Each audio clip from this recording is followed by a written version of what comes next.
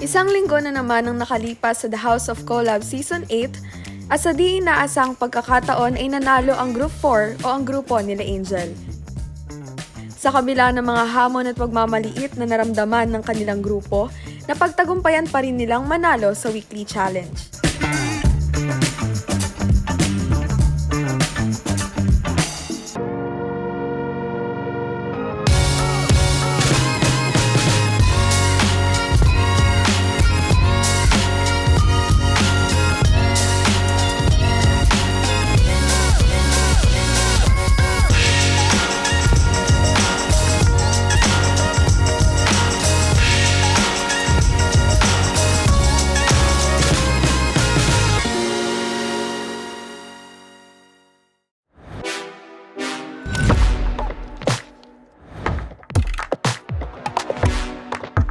As a group, this is your ranking ng district. Fourth place goes to District 3. Third place goes to District 2. Second place goes to District 1. And first place goes to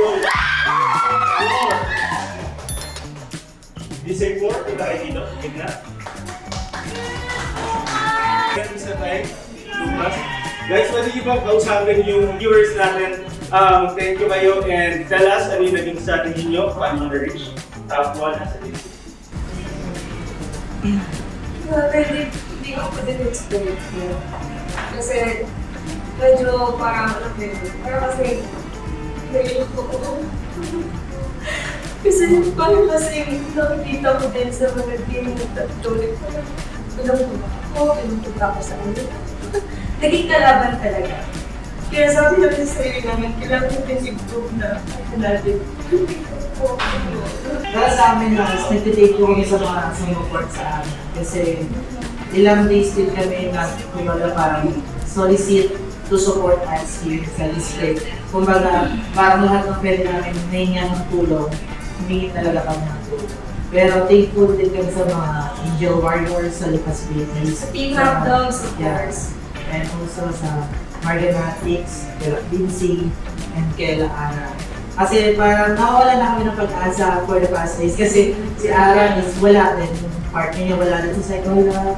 Parang mahina si Ara. Tapos si Lindsay is marapaganong support niya. So parang kulang din sa budget kasi for the past days marami siyang problema about financial. So sabi ko, Lord, kung ano man yung decision mo, ikaw na bahala sa akin. Basta ibibigay namin best na. Yun guys, kahit kung sa sabaw, nakasupport ka naman sa kanila, nasa group talaga. Kahit walang naniniwala sa akin. Nakasupport ko ako sa rin na, hindi ko rin yung mga kaya mo. Sabi ko, yun natin talaga kaya ko. Dahil, support ko talaga ako sa group. Tahimik lang ako nag-i-invite sa mga support. O, di lang yung sales ko, kasi sabi ko, sa mga nakausap ko, kumulos lahat nila sa group. Thank you so much sa mga tumulong sa akin din sa kami.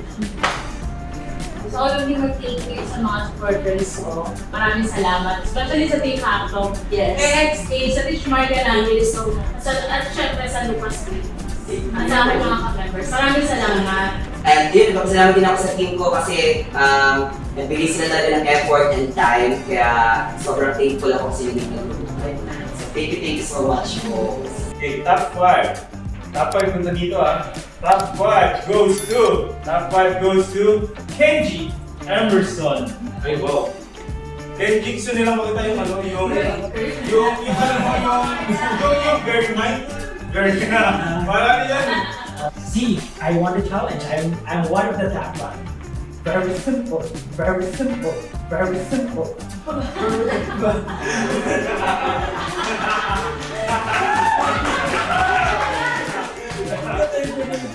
Thank you so much. Congrats, Kenji. Top 4 goes to Zaira Basque. Sobrang grateful lang ako sa mga unexpected na taong tulong sa akin. Para sa district. Top 3 goes to, alam niyo yung top 3 hindi ganun kalayo yung akuan. Our top 3 goes to Lorna Versola.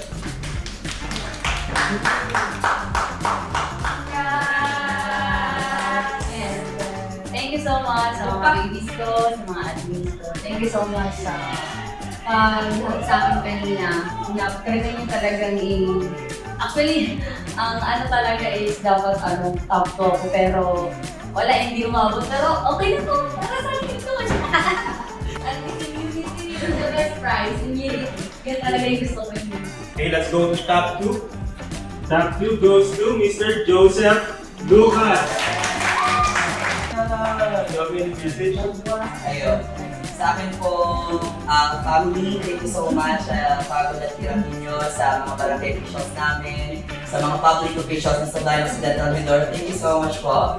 And also sa mga supporters ko na nagdasal at talagang nagbigay ng tulong sa mga nagpapagambag para ipanalo itong laban na to. Guys, number 2 is not number 2 for me. Number 2 is always number 1 for me. So, mali po next time, number 1 na tayo. Thank you so much guys, and also sa team ko and sa lahat po ng success dito na nagtiwala sa akin. Thank you so much for that. Our top 1 goes to Ace.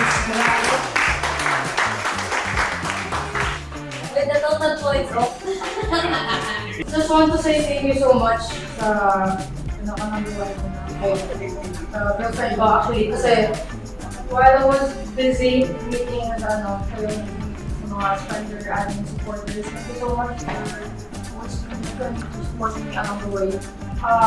Sa admin ko, number one na natin niya, kay Ate Monique, sa mga Kasachi, F15 family, Amber family, Aces family, sobrang grateful ako sa district ko ngayon kasi nakita ko gano'n sila ka-effort. Even though sa luwas kayo, sobrang proud ako sa inyo. Sobrang proud ako sa inyo. Thank you so much kasi nag-cooperate you the whole time and bigay mo us nyo. And yun po sa mga nanalo din, thank you so much.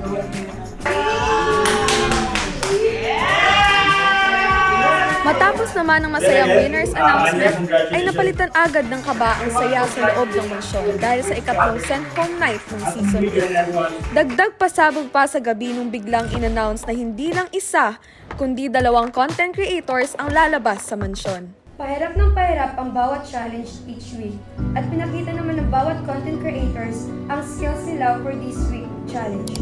Pero, syempre, at the end of the day, meron pa rin kailangan masentong, kaya tara, umpisahan na natin. Pero bago ang lahat, i-a-announce natin kung sino ba ang unang safe ngayong gabi. Ikaw ang safe tonight, Roy! Ang unang safe natin ngayong gabi, Roy! Ang tatawagin ko ngayong gabi ay siyang safe! Ikaw ang safe tonight, Bella!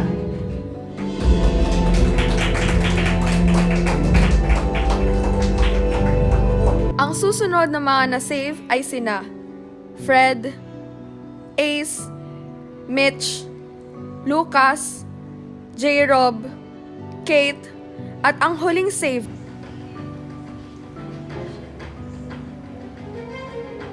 Tunay ba? Hindi isa ang uuwi ngayong gabi?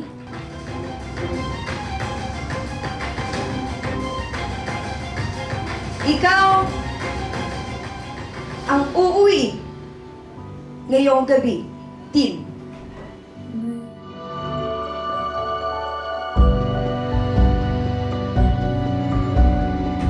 Magsisimula ka ng bagong kabanata sa labas ng mansion ngayong gabi. Ikaw ang uuwi ngayong gabi.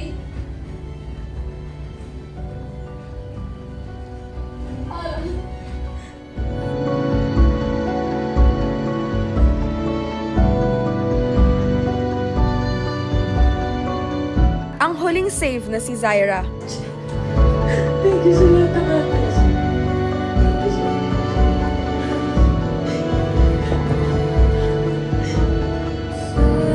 Na maalam naman ngayong gabi sila Tin Celeste at Ara Bernardo. Panoorin natin ito. Maraming salamat sa mga sumuporta sa akin. At marami rin ako natutunan dito sa loob ng mansyon. Lahat ng yun, babaunin ko pag alis ko rito. At magiging memories lahat sa akin. At marami rin ako mamimiss dito syempre. Lalo na yung mga nakasama ko. Ayun, naging masaya ako, naging part ako ng House of Collab at napakita ko sa kanila kung sino ako. Maraming salamat po.